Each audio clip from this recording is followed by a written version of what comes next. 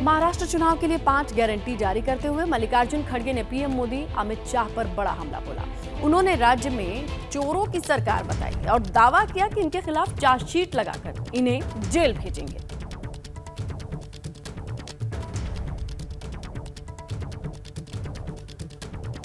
तो देखिए, ये बड़ा आरोप लगाया और कहा कि ये चोरों की सरकार है, चार्जशीट लगा करके इन्हें जेल भेजना चाहिए।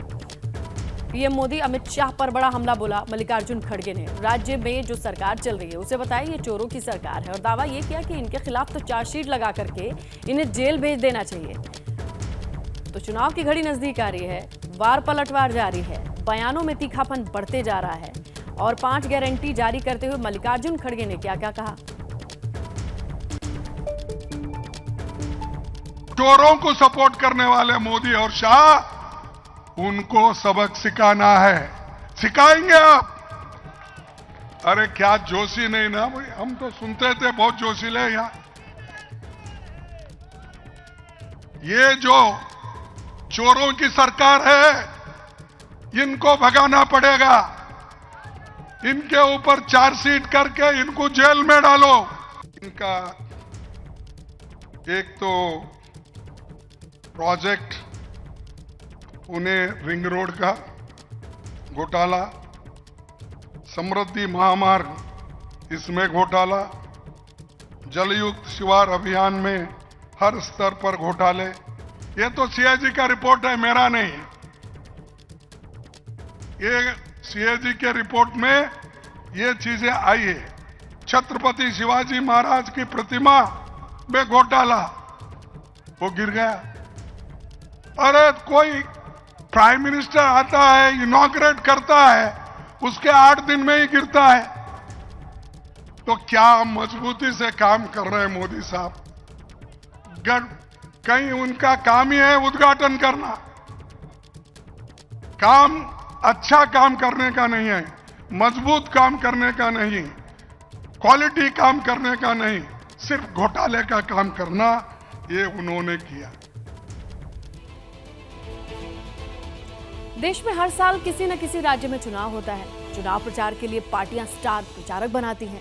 स्टार प्रचारक अपने बयानों से विवाद खड़ा कर देते हैं। पिछले कुछ साल से चुनावी मंच पर भड़काऊ बयान, इनकी गिनती सब बढ़ते चले गए हैं। एक बार फिर यही सब देखने को मिल रहा है। आपको झारखंड और महाराष्ट्र की चुनावी पिक्चर दिखाते हैं, जहां एक तरफ योगी आदित्यनाथ तो दूसरी तरफ अकबरुद्दीन ओवैसी राजनीति में धर्म का छौंका लगाते दिखाई दिए।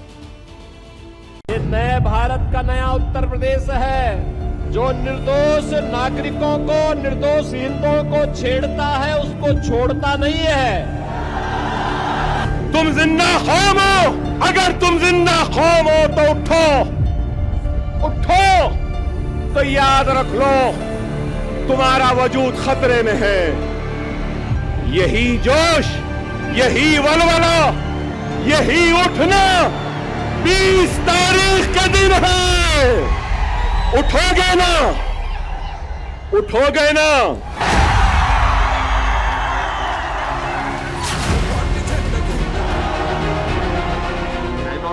झारखंड से महाराष्ट्र तक चुनाव का माहौल है और नेता अपने अपने वोटर में जोश भरने की कोशिश में जुटे हुए हैं।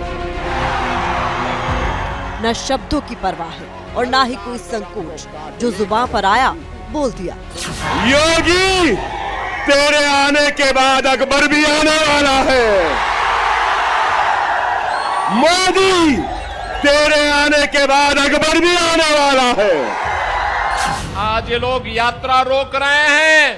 बहनों और भाइयों, आने वाले समय में घरों के अंदर घंटी और शंख भी नहीं बजाने देंगे। 2 वर्ष में 500 वर्षों की समस्या का समाधान। यूपी के मुख्यमंत्री योगी आदित्यनाथ झारखंड में गरज रहे थे तो अकबरुद्दीन ओवैसी महाराष्ट्र में। दोनों की लाइन लेंथ बराबर थी और शब्दों का भाव बिल्कुल एक। मेरी बात को समझो, वक्त नाजुक है, वक्त नाजुक है। जैसे हम लोग आए, हमने कहा कावड़ यात्रा तो हम निकालने देंगे।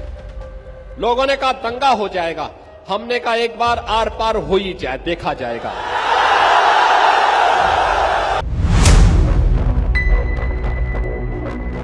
अकबरुद्दीन ओवैसी AIMIM अध्यक्ष असदुद्दीन ओवैसी के छोटे भाई हैं और इस बार जब महाराष्ट्र के संभाजीनगर में चुनाव प्रचार करने पहुंचे तो फिर 15 मिनट वाले बयान की याद दिला दी। 45 कैंपेनिंग का टाइम 10 बजे, अभी 15 मिनट बाकी है। अरे भाई 15 मिनट बाकी है, सब्र करिए। ना वो मेरा पीछा छोड़ती है ना मैं उसको। आपको बता दें कि 15 मिनट वाले बयान के चलते ही अकबरुद्दीन ओवैसी पहली बार सुर्खियों में आए थे। 12 साल पहले साल 2012 में उन्होंने भड़काऊ बयान दिया था, जिसके चलते उन पर मुकदमा भी हुआ था। अरे हिंदुस्तान हम 25 करोड़ है ना, तुम 100 करोड़ है ना, ठीक है। तुम तो हमारे से इतने ज्यादा है। 15 मिनट के लिए पुलिस को हटा लो, बता लेंगे किसमें हिम्मत है, कौन ताकतवर है। अब जब छोटे ओवैसी ने 15 मिनट की याद दिलाई तो बीजेपी को ये बात फिर से चुभ गई। आज अगर हिंदू समाज को एकजुट रहने की हम बात करते हैं तो उसमें किसी को भी दुख अथवा क्रोध होना नहीं चाहिए। इनकी राजनीति ही इस बात पर चलती है कि मेरा समाज, हमारा समाज बढ़ता है तो इनका वोट बढ़ता है। अकबरुद्दीन ओवैसी का ये बयान चुनावी मौसम में आया है और उद्धव गुट से लेकर कांग्रेस तक ने ओवैसी बंधुओं को बीजेपी की बी टीम बताना शुरू कर दिया है। भारतीय जनता पार्टी की A team, B team, C team अभी कहाँ है, कब आएंगी? तो आ गए। महाराष्ट्र का अल्पसंख्यक ये महाविकास आघाड़ी के साथ है, ये बात बीजेपी को विचलित कर गई तो बी टीम को उतार दिया। हमने तो बार बार कहा ना भाई, MIM हो या केजरीवाल हो तो बी टीम है और बी टीम बुलाई जाती है इनकी जब इनको लगता है, तो बी टीम अपना काम कर रही है। लेकिन वलवला आज भी बाकी। इधर अकबरुद्दीन ओवैसी महफिल सजाने में जुटे हैं तो झारखंड से लेकर महाराष्ट्र तक योगी आदित्यनाथ भी हिंदुत्व की पिच पर वोटर्स की गोलबंदी कर रहे हैं। निगाहें पत्थरबाजों पर है, लेकिन निशाना किस पर है ये सबको पता है। ताकत का एहसास कराइए और ताकत का एहसास कराएंगे जो पत्थरबाज है, सड़कों पे आपके लिए झाड़ू लगा करके रास्ता साफ करते हुए दिखाई देंगे। ये बजरंगी पताका हर घर में फहराई हुई दिखाई देगी। और देखिए, नेता अच्छी तरह से जानते हैं कि चुनावी मंच से दिया गया उनका बयान कुछ दिनों तक चर्चा में रहेगा। भड़काऊ बयान देना, नेता अगर सत्ता में नहीं है तो मामला थाने तक पहुंच जाएगा, लेकिन उसके बाद कुछ होगा नहीं। आज तक कई नेताओं ने भड़काऊ बयान दिए हैं, लेकिन ढूंढने पर भी कोई ऐसा नाम सामने नहीं आएगा जिस पर कोई बड़ी सख्त कार्रवाई कर दी गई हो। पश्चिम बंगाल से जुड़ी एक रिपोर्ट आपको दिखाते हैं, जहां बीजेपी नेता मिथुन चक्रवर्ती का एक बयान सियासत में आग को भड़का रहा है। और अब दादा साहेब फाल्के पुरस्कार ग्रहण करने के लिए मंच पर पधार रहे हैं श्री मिथुन चक्रवर्ती जी। करतल ध्वनि के साथ स्वागत करें पद्मश्री, पद्म भूषण से सम्मानित। 8 अक्टूबर को जब मिथुन चक्रवर्ती को भारतीय सिनेमा का सबसे प्रतिष्ठित सम्मान दादा साहब फाल्के अवार्ड मिला तो न जाने किन किन शब्दों से उन्हें नवाजा गया। Being awarded for his never say die spirit, his superlative acting prowess, 5 decades of excellence in variety of genres and languages. लेकिन इसके कुछ ही दिन बाद 27 अक्टूबर को मिथुन चक्रवर्ती ने पश्चिम बंगाल के सॉल्ट लेक में कुछ ऐसा बयान दे डाला जो अब उनकी मुसीबत बन चुका है और उनकी सोच पर भी सवाल उठा रहा है। तुम काट के भागीरथी में फेंक दोगे, लेकिन एक दिन आएगा जब हम तुमको काट के भागीरथी में नहीं, तो भागीरथी हमारी माँ है, पुण्य माँ है, तुमको तुम्हारी जमीन के अंदर तुमको फेंकेंगे उधर। दरअसल लोकसभा चुनाव से पहले टीएमसी नेता हुमायूं कबीर ने कुछ भड़काऊ बातें कही थी। मिथुन चक्रवर्ती ने उसका जिक्र भी किया। हमारे यहाँ एक लीडर बोलता है कि हम 70% मुस्लिम है, 30% हिंदू, हम इनको काट के भागीरथी में बहा देंगे। हमने सोचा चीफ मिनिस्टर कुछ तो बोलेगा, कैसी बात मत करो, किसी ने कुछ नहीं कहा। अगर हुमायूं कबीर के बयान पर ममता बनर्जी खामोश रही तो मिथुन चक्रवर्ती के बयान के बाद अमित शाह मुस्कुराते हुए नजर आए। अब इसे क्या कहा जाए? ममता बनर्जी अगर पश्चिम बंगाल की मुख्यमंत्री हैं तो अमित शाह देश के गृह मंत्री और उनके सामने ही खड़े होकर मिथुन चक्रवर्ती ने मारने, काटने और जमीन में गाड़ने की बात कही और गृह मंत्री मुस्कुराते रहे। कुछ भी करेंगे, कुछ भी। मैं होम मिनिस्टर साहब के सामने बोल रहा हूँ, कुछ भी के अंदर बहुत सारे मतलब छुपा हुआ है। आप हमारे झाड़ का एक फल तोड़ोगे तो हम आपके झाड़ का 4 फल तोड़ देंगे।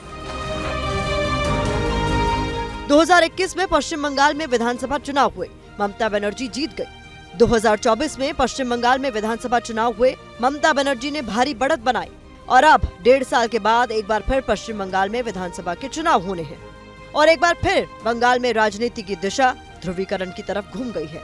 मिथुन चक्रवर्ती ने इस कार्यक्रम में ये भी कहा कि पार्टी को ऐसे कार्यकर्ता की जरूरत है जो गोली खाने के लिए तैयार रहे।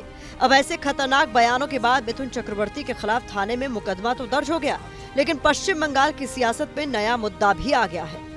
कोई मुसलमान को धमकी नहीं दिया। भारतीय जनता पार्टी हिंदू मुसलमान के बीच में दरार पैदा करने का राजनीति नहीं करता है। ये जो विभाजन की राजनीति है, ये तृणमूल कांग्रेस की राजनीति है। ये सेंट्रल होम मिनिस्टर के स्टेज में वहां पे खड़ा होकर ऐसा धर्म के नाम पे कम्युनल इंडिकेशन का प्रोवोकेशन देना, ये तो क्रिमिनल ऑफेंस है। राजनीति में आकर कोई अभिनेता कहां तक पहुंच सकता है, इसके लिए मिथुन चक्रवर्ती बड़े उदाहरण के तौर पर गिने जाएंगे।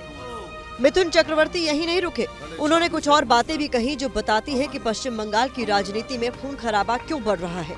और अमित शाह की मुस्कुराहट भी बताती है कि पश्चिम बंगाल के विधानसभा चुनाव में बीजेपी का एजेंडा क्या रहने वाला है। जय हिंद, वंदे मातरम।